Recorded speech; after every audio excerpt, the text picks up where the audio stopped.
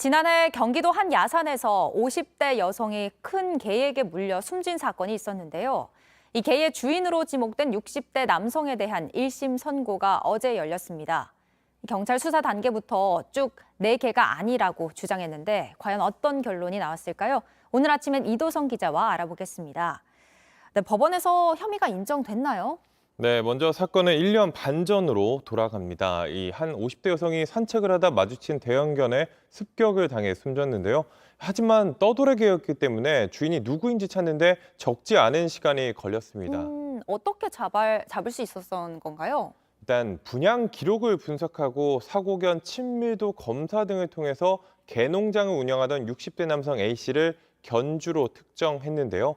A씨는 처음부터 끝까지 자신의 개가 아니라고 주장했습니다. 하지만 법원은 업무상 과실치사와 증거인멸 교사 등 모든 혐의를 유죄로 인정하고 A씨에게 징역 1년을 선고했는데요. 이 개를 건네줬던 지인에게 블랙박스 영상을 없애라라고 지시했던 사실이 드러난 게 결정적이었습니다. 재판부는 잘못을 숨기고 증거를 없애는 등 죄질이 나쁘고 유족에게 용서받지 못했다고 양형 이유를 밝혔습니다. 네, 죄질이 나쁩니다.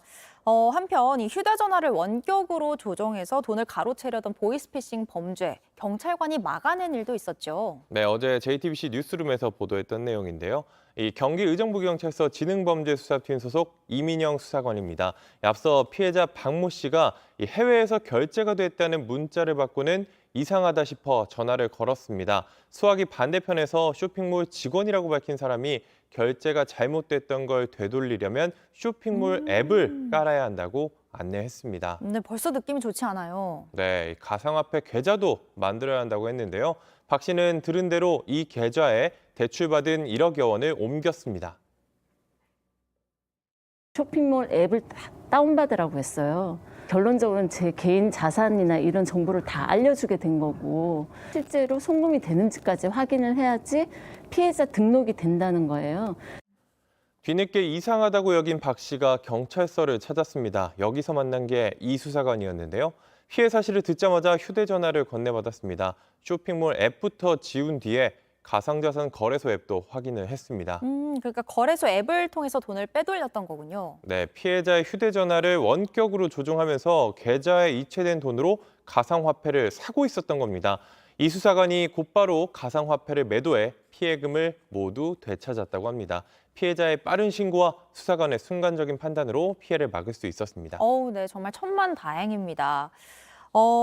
또 이 회사가 어려워서 이달을 끝으로 문을 닫겠다고 했던 이 푸르밀 폐업을 철회했어요. 네, 대신 직원의 30%를 줄이겠다라고 했습니다. 어제 호소문을 내고 사업 종료를 전격 철회하고 구조를 슬림화해 효율성을 바탕으로 회사 영업을 정상화하겠다고 밝힌 건데요.